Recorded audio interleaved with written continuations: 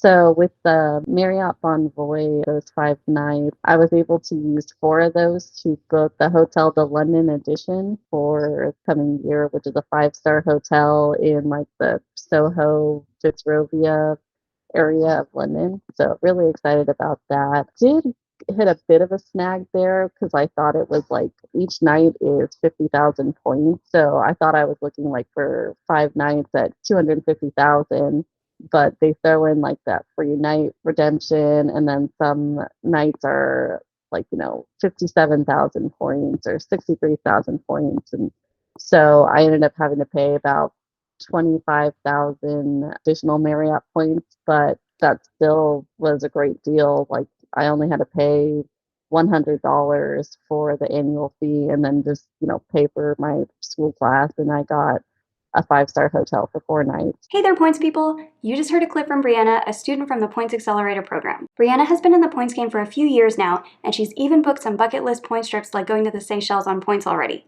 And she has still been able to really level up since enrolling in the Points Accelerator program. In this episode, Breanna and I discuss different expenses that can help you earn even more points, how to prioritize earning points versus valuing other things like minimizing overall cost, and a recent trip that she has booked for London using points and free night certificates where she saved more than $7,000. If you're interested in leveling up your points game and earning many more points without needing to open 20 different cards, we are opening up for another cohort soon. You can join the waitlist by checking out geobreezetravel.com/waitlist to be one of the first ones to hear about when we open up for new students in the Points Accelerator. Again, that's geobreezetravel.com/waitlist, which you can find in the show notes.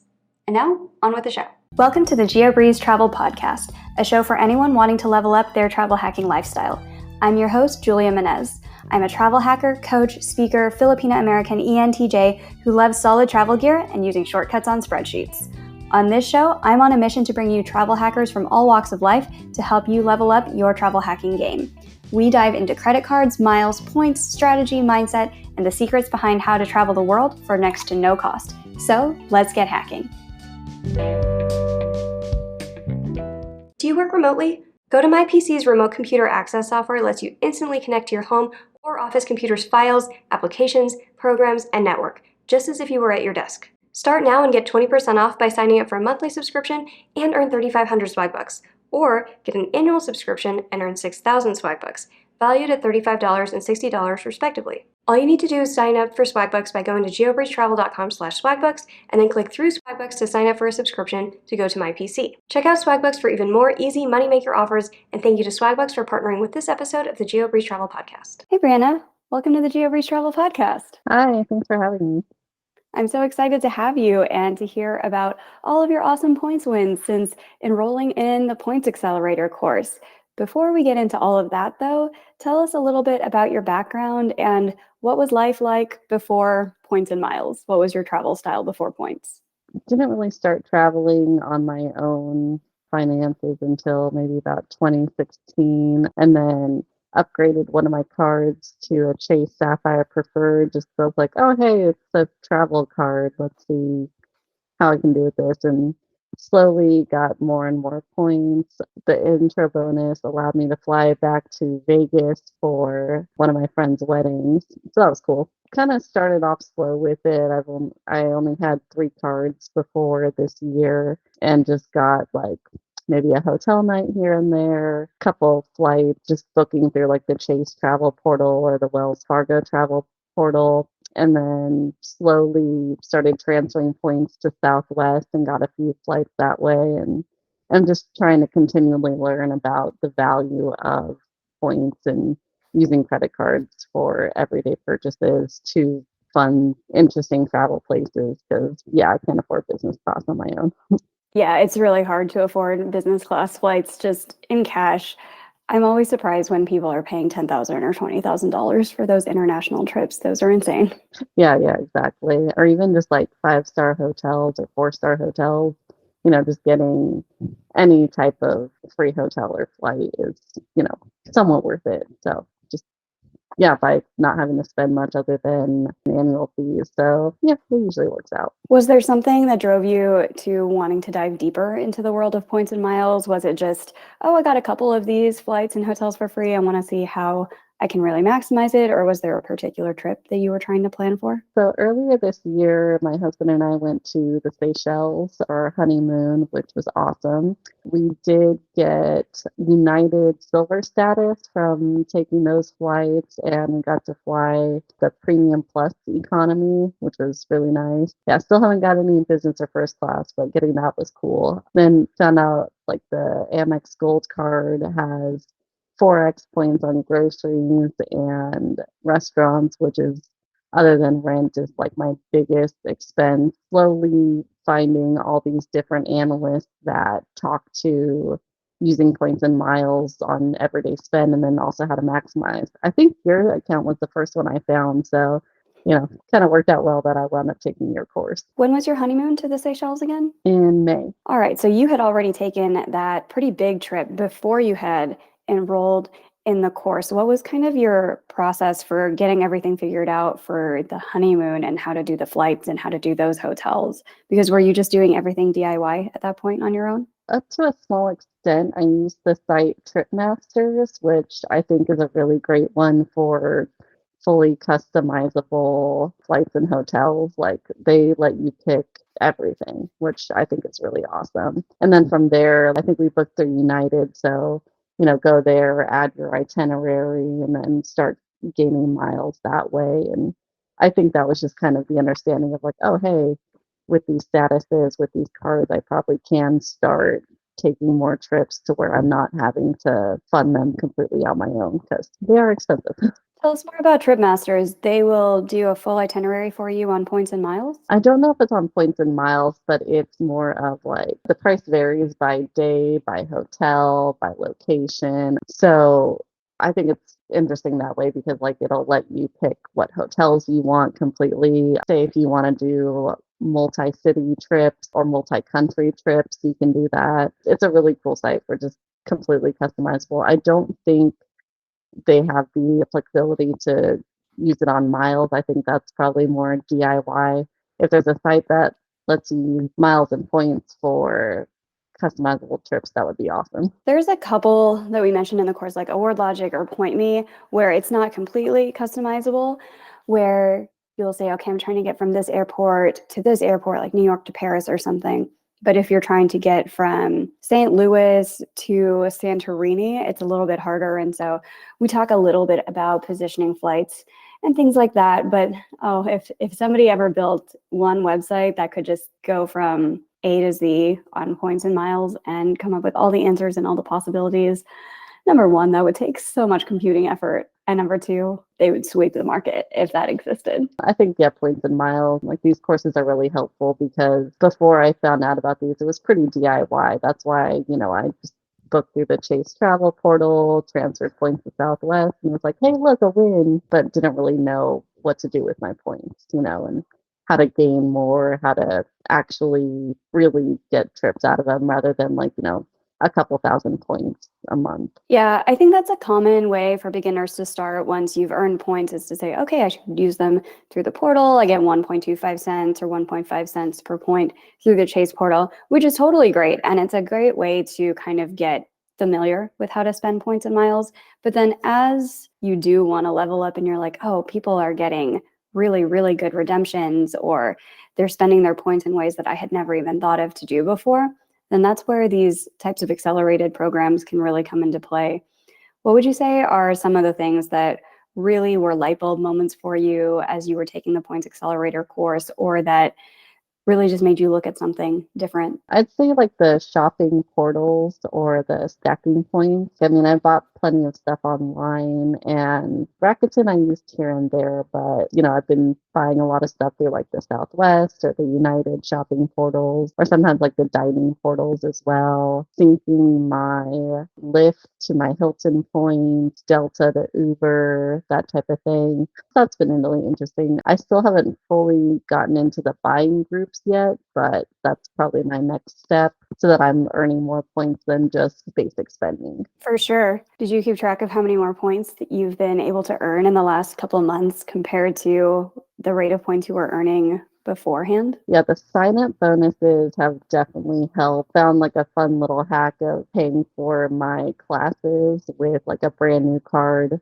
to get sign-up bonuses. So, like, paying for one class on top of, like, gas and a Costco trip got me the 5 free nights with Marriott Bonvoy. So that was really cool. I think I saw maybe you posted about it or a few other people posted about it on Instagram, and I got, like, a targeted offer, and I was like, "Oh, why not?" And, like, the first mileage plus dining trip, all of a sudden you get like 3,000 points for that. I have noticed that through the dining portals, you do spend a bit, like a couple more dollars than if you were just ordering on your own.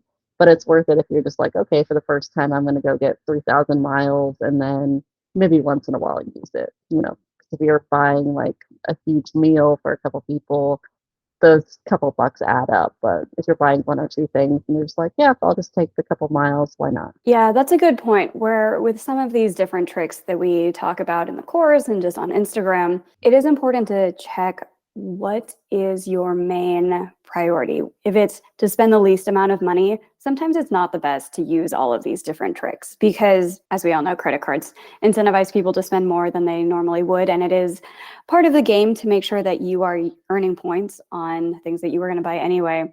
But like you mentioned, even when you're going through dining portals or when we do Uber stacks or Grubhub stacks or anything like that, you could end up paying a little bit more to earn those points.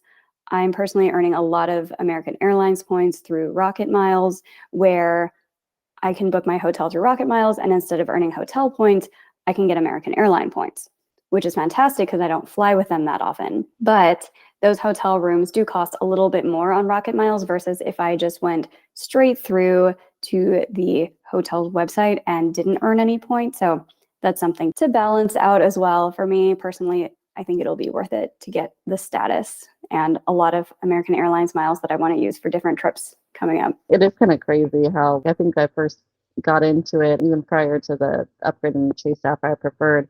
I just had like a Wells Fargo card and had used it for like groceries, big purchases, school stuff, and didn't even know that I got all these points. And like I got us a fancy dinner in Vegas. I got us like an LL Bean gift card, and I'm like, wow, I didn't have to pay anything, and I got all these points. And so, kind of makes you start thinking like, what else can I get? And then you start delving into like, wow, people get some serious value from these credit cards. So tell us about some serious value that you've gotten or a cool trip or redemption that you've gotten to redeem your points for pretty recently. So with the Marriott Bonvoy, those 5 nights, I was able to use 4 of those to book the Hotel de London edition for coming year, which is a 5-star hotel in like the Soho, Fitzrovia area of London. So really excited about that. Did hit a bit of a snag there because I thought it was like each night is 50,000 points. So I thought I was looking like for 5 nights at 250,000, but they throw in like that free night redemption, and then some nights are like 57,000 points or 63,000 points, and so I ended up having to pay about 25,000 additional Marriott points, but that still was a great deal. Like I only had to pay $100 for the annual fee and then just, pay for my school class, and I got a 5-star hotel for 4 nights. And then for the flights, we got United Economy. I think it was 30,000 points each way per person, and we live in Bozeman, Montana, which is kind of a smaller airport. Sometimes finding award availability, like, I'll look at DFW or San Francisco or LA, other hubs in order to get stuff. And so no matter what, it was like any day around the time we were looking was just 30,000 points per person each way. So 120,000 Chase UR points over to United, and there we go. I didn't have to transfer all my points over there. So that was cool. Do you know how much this trip would have cost if you had to pay for it out of pocket? Do you know the ticket price? I want to say it was $1,000 each ticket round trip, a little over 1,000. So 2,000 for the tickets, and then the Marriott nights were, I want to say, $400 to $500 each night. So times 4, that would have been at least, yeah, probably about four to $5,000. Yeah, so $5,000 for hotel, 2,000 for airline tickets. That is a pretty good redemption. Yeah, you're looking at $7,000 between all of those just for one trip too. And you'll be able to get these over and over again throughout the year since you know how to earn points so fast now. Yeah, I think the next step is, yeah, just earning points quicker because it's like, okay, I redeemed a fund for this trip. Now what's the next step to kind of recuperating those points? Was it difficult to spend the points at first because you're like, oh, this is hundreds of thousands of points, and it took me a while to get those the first time. So did you have any struggles with like letting go of the points and spending them? Normally I didn't just because like I would normally transfer voter like Southwest and it'd be like 5,000 to maybe 13,000 points. I double up with the Chase Freedom Unlimited as well. So it took a while to get them, but I was like, hey, this is 2 round trip tickets to London. I'm cool with that. And I still have about 30,000 Chase UR points. So it's not too bad. We'll see like the more trips I do take just on points and letting go of them. Yeah, I think I accidentally moved some points over to Hilton on Amex, just trying to look for stuff. And I was like, oh man, that was 5,000 points. That's like $50. And yeah, that one I was a little hesitant on. Yeah, I love how chill you are about it too, where you're like, yeah, but that's what the points were for. And we get a couple trips to London, which is absolutely how people should look at it. I know that a lot of people do struggle with those first couple big redemptions where they're like, oh, it's 300,000 points. That took me a while to earn. But once you know all the different ways to earn points through the Points Accelerator, through the podcast, through Instagram, then you become a lot more comfortable with just saying, okay, yeah, this is what the points were for. I wanted to take a trip to London. I knew how much it was going to cost. Let's spend those points. Let's replenish the bank for the next trip that we want to take. Exactly. And then, yeah, I have, that's just Chase. I also have like Amex, Capital One, and now Built points that I'm building up. So I was like, oh, that's just one group of points. So I'm like, that's okay. So what are some of the other trips that you want to take in the future with all the points that you're going to earn? Hoping to take another trip back to California this next year. Probably just move points over to the Southwest portal. Normally I'll book like one ways with Southwest when they have deals so that I'm only paying like maybe $100 to $200 round trip, depending on where I'm going. Hoping to go to Vancouver sometime this next year, and then going to Singapore for school, which, I do have school funds able to pay for that, but if I could get like a business class or a first class through like either United status or some type of like leveling, maybe buying points and utilizing those, and then hoping to get business class if we get to go to Chile and Argentina at the end of next year as like a graduation present for myself. Those are awesome trips. What do you study since you get to go to Singapore? International business. That's really cool. And it fits so well with just like the points and miles and getting to jet set around the world as well. Yeah, and so it kind of fits me. I like traveling a lot. I like learning other languages. And of course, like this, I was like, yeah, I think this is something that'll help me, especially because, yeah, traveling it's pretty expensive if you're just doing it from your own money. Was it easy or difficult to get your partner on board with this idea? Were they already on board? He kind of teases me a little bit. He's like, oh my gosh, how many more credit cards are you getting? I was like, as long as they keep benefiting me, I'll keep getting them, like even the built one that I got recently, I was just like, I mean, rent is one of our biggest expenses. Like, why don't I just use this to gain points from it? Yeah, I mean, he was excited about the trip to London. So, as long as we can keep getting benefits from it, then yeah, he's good with it. And I got him to open the Freedom Unlimited earlier this year, kind of more as like a finance thing, do balance transfer, low APRs and such. So was he excited to know that there are different ways to earn points other than just opening more and more cards as well to kind of supplement it? oh yeah, no matter, as long as we're able to use cards to just buy groceries, go to dinner and travel and stuff, it's pretty easy to just keep redeeming them. And he wants to get to the point where I'm at where he just uses credit cards for everything rather than debit cards and just reaps the benefits from them. That's what I do now at this point. I don't remember the last time I used a debit card for anything. And if ever we have to go to a restaurant or something where they only take cash, they have to be really, really good, and also a very good value for me to use cash instead of credit card and to forego those 4 points per dollar or whatever I would earn at a restaurant. I know, yeah, like it always goes through my head when I'm like, oh my gosh, I'm not earning points on this purchase. This is weird. Like it's just, yeah. Yeah. Like once you start earning points on everything, you're like, you don't want to stop earning points on stuff. With what you learned in the Points Accelerator, do you have an estimate of how much you think that information can save you over the long run with just the trips that you can take with the points that you're earning through the different ways that you learn through the course? I mean, yeah, for me specifically, it's definitely several thousand. And then, yeah, like it'll probably just be more and more the more that I incorporate these strategies into how I'm choosing trips or paying for trips. Like I've heard you on other podcasts or like my meetings with people, and, there's this tribal knowledge that you and other analysts have where it's just like, the more you do it, the more you learn, and like I thought I knew a lot about travel and points, but I'm just like, wow, there is a lot more to learn, and there's just so many like little tips and tricks that I guess like once you start using them normally, they just kind of second nature to you. So yeah, I think it'll probably just progress and progress, and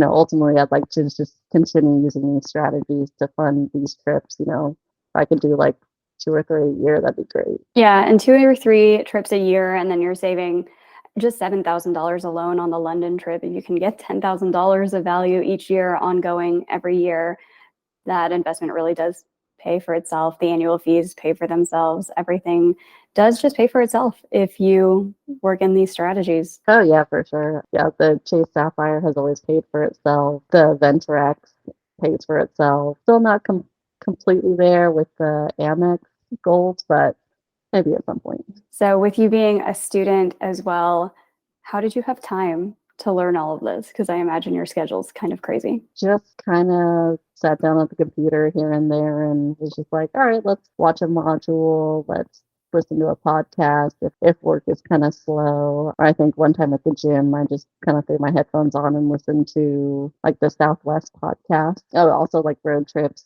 Sometimes listening to podcasts, that helps. I kind of keep going back and like checking through and going like, oh, I didn't completely understand this module. Let me go back and take some references, look at some websites. So yeah, I like the way that you kind of spaced it out so that we can kind of like keep going back and checking through stuff. I mean, you have lifetime access, so you can always go back. Or if there was a strategy where you're like, I don't think I'm ready for this yet, but then you want to go back later, it's always there for you. Do you have an estimate of how much time you probably saved by having all of it in one place rather than trying to DIY and Google everything? Yeah, I'd say just because like you put it like in an easy to understand format, and I mean like I would Google stuff before, but like you don't really know what you're trying to look for. You can just be like, okay, maybe I'll try this, and it's like, that's not really working. That's why I like doing those modules, because you're like, hey, I've done this. Now I know how to teach people. So yeah, it's definitely saved a lot of time. Because before, I mean, yeah, I would just gain a couple points here and there and didn't really know what to do with them.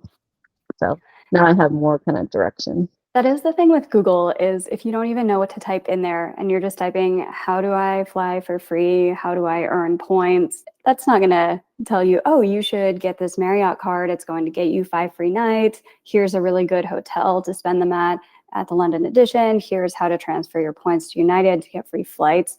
Those are things where you have to know what to search for and you have to know the key terms within Google. And that's something that courses can save you a lot of time and effort trying to figure out what those search terms are. Because I remember when I first started and I was just like, how do I do any of this? So having those hints in there definitely do help. It's nice having a direction, from the courses and, tried and true efforts that you've done. So you mentioned earlier that you are a student, but you also work at the same time, right? Busy life. What do you do for work? Is it related to international business as well? And are you able to use anything at work to earn more points and incorporate it into your travel hacking journey? I mean, to a small extent, it's related. I work for a defense contractor. So, on occasion, we do have to travel. In 2020, I was supposed to take a couple different trips, but that just all went down. I went to Syracuse earlier this year for work. And then I'm going to Pennsylvania in January for work. We booked through like SAP Concur, so it's like booking directly with the airline so that, you still get the status. We use corporate cards, so I can't really get credit card points, but I still get miles. I still get hotel points, like I think just for a work trip and then going back to California for a wedding, I got Hilton status from like staying 5 nights at Hilton hotels. So that was cool. Yeah, how many statuses have you earned since just in the last few months, really? Because they go fast once you learn all the different tricks. I've had Marriott Gold for a little bit. I earned United status and Hilton status. I think that's about it. I'm trying to earn more. Just it's going to take a little while longer. Trying to just keep going back to the Points Accelerator and learning those tips and tricks to get status quicker. Have you gotten any fun perks from the statuses that you've earned? Just like upgrades to Economy Plus on United, hoping upgrades on this trip to London. That'd be great.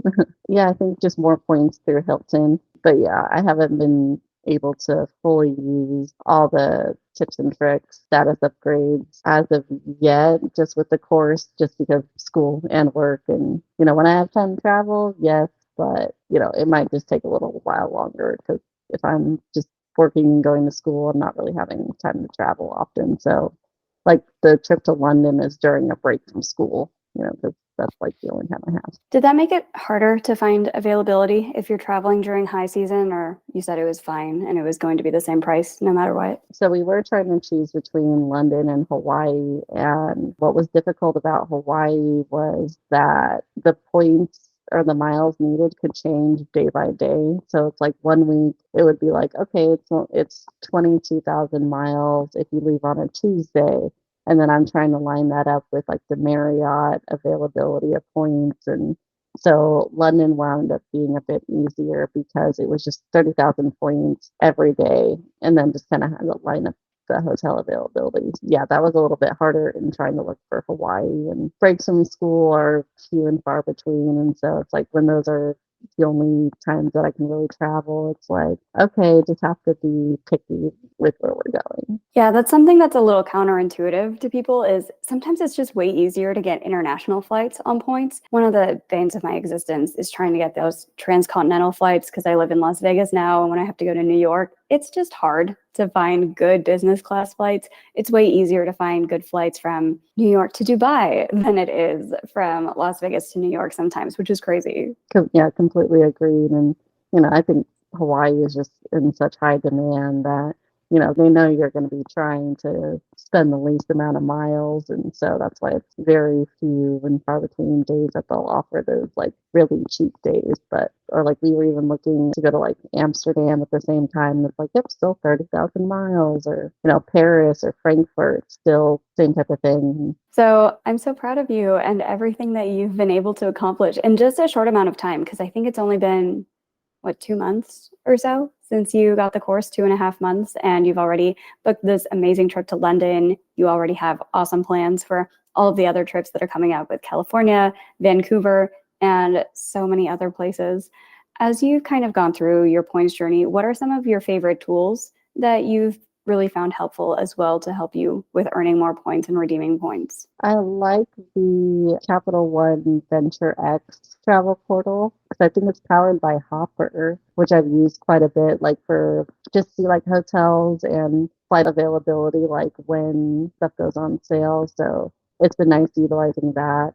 I like the cashback monitor site that shows which portals get you the most points or miles. I had to buy stuff from Macy's and it was like, oh, seven points per dollar through the United portal. So I was like, oh, I'll just go buy through there. So that one was good. I like skip lags for flights as well. Sometimes it gets a little convoluted if you're going to like Expedia, Kayak. They try to like bundle everything, and sometimes you don't necessarily want to bundle. You want to kind of DIY based on your necessity. Anything else you want to share about the Points Accelerator? Anything that you particularly enjoyed? I like the links to the podcast. Oh, I like all the different tutorials from other users on like Rakuten, Blues, Dosh. I haven't fully delved into all of those yet, but looking forward to trying them out. I have some friends that use Blues and they love it. Yeah, I do link to specific podcast episodes throughout the different lessons because if somebody wants to learn more about reimbursable spend or manufacturer spend or all the stacking apps, I have specific podcasts linked in there because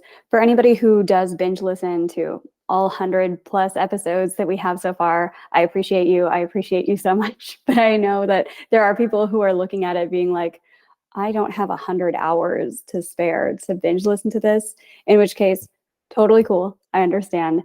We have the most relevant podcasts for different strategies linked within the course as well to kind of expedite that learning process for you. Oh, I also like your table breakdown of like, high to low effort and high to low reward. I thought that was really helpful. Yeah, there's so many different strategies out there, and some of them take a lot of effort, and the juice is just not worth the squeeze for some of those. And then there are the sweet spots where it's really fast, and then you can get status right away, or you can earn a ton of points right away with just going to a website or signing up for some stuff or linking a couple of accounts.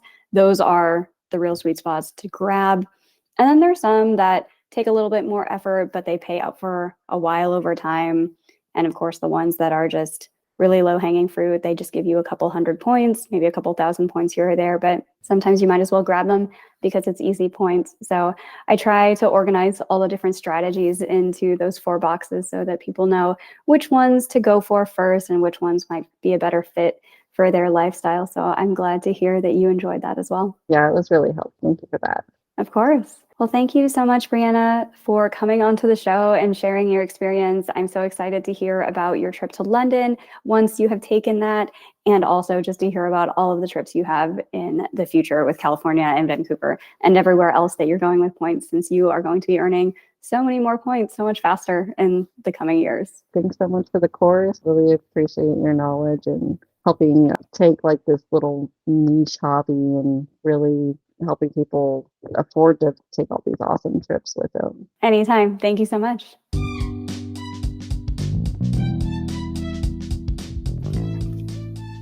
Thank you so much for listening to today's episode of the Geobreeze Travel Podcast. If any of the cards mentioned in today's episode piqued your interest, please check out the links in the show notes for more information on any of the cards. Also, if you apply for a card using the links on that page, I may receive a commission too, so please and thank you. P.S. I hear the links work better in Internet Explorer or Safari, and sometimes the credit card applications tend to glitch out in Chrome. Additionally, it would mean the world to me if you could subscribe to this podcast, leave a 5-star review, and share it with a friend. And if you would like to make even more travel hacking friends, please sign up for the Patreon to access our monthly masterclass hangouts. We dive deep into a particular points program each month, and you'll get to ask all of your travel hacking questions and enjoy being around other people who enjoy points and miles just as much as you and I do. If you would like an invite to the next one, head over to geobreezetravel.com/hangouts to sign up to be on the invite list. Take care and happy travels!